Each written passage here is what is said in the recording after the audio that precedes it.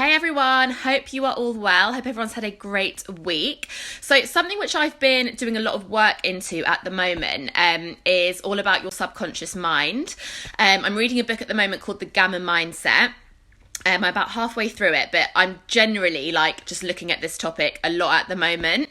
And it's all about, the power of your mind, how your subconscious literally runs your life. And I think it's something like 97% or 98% of our thoughts in terms of how we make decisions and everything to do with what we decide to do in our life comes from our subconscious. So it's so important to just have control of that, and that obviously takes a lot of work, like changing new habits. It's not something that just can happen overnight. You have to really work on it.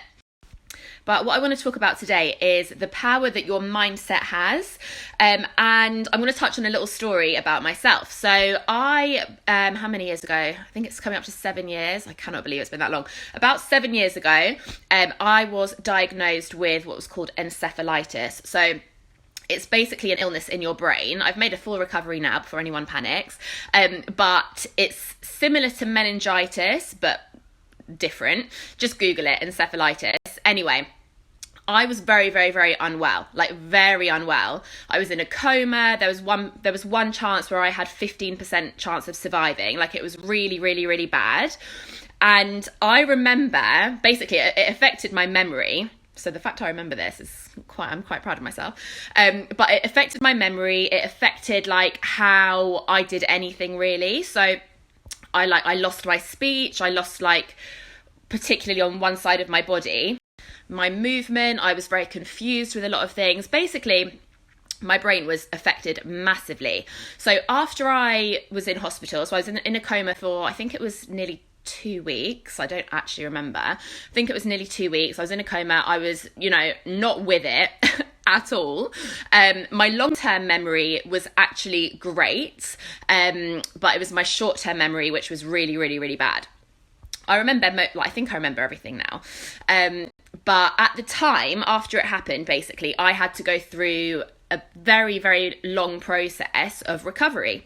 So I had to go to, when I finished in hospital, I then went to a rehabilitation centre to relearn the skills, which I had lost basically at the time. So I had to have speech therapy. I had to learn really basic things, like ironing, cooking. I remember I was tested once to cook an English breakfast, and I made it so complicated.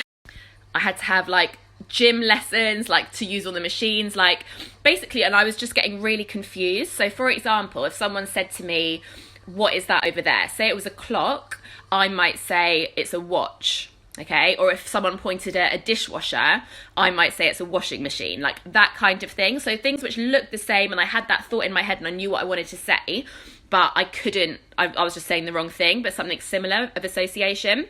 So I had to go to this rehab place, and I remember the doctor literally saying to me, and I remember my parents saying to me, they were like, "Look, Natalie, you're probably going to be here for a while, at least 2 months." And I remember them being very preparing me that I wasn't going to be getting out of there anytime soon.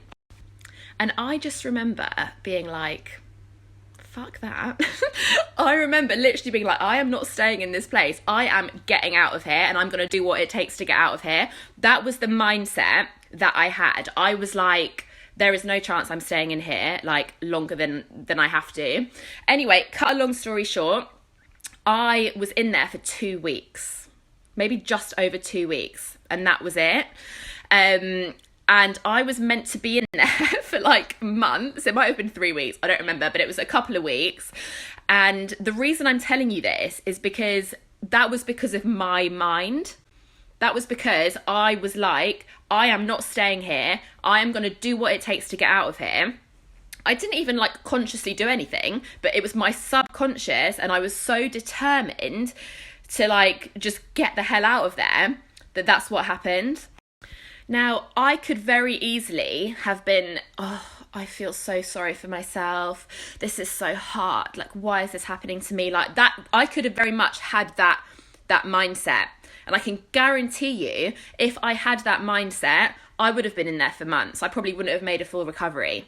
But because I decided that there was no way in hell I was staying in there for long, I was like, I need to get back to my normal life. I'm going to be absolutely fine. I had that attitude where nothing would make any difference. I was getting the hell out of there.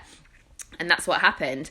And, you know, the reason I'm telling you this is because you guys, all of us, we have so much power within us to decide what happens to us.